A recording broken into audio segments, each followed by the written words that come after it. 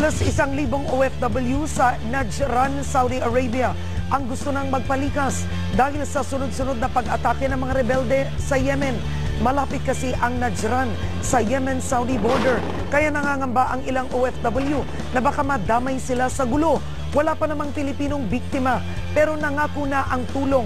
Nang tulong ang konsulado sa Jeddah sa mga OFW na gusto namang lumikas.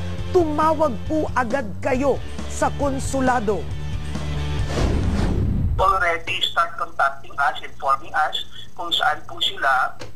Nang sa ganun malaman natin kung sino sa kanila ang may employer at may pinagtatrabaho ang lugar na malapit sa border. We have already sought the authority from Home Office na kung maaari, bigyan nila kami ng paintulot para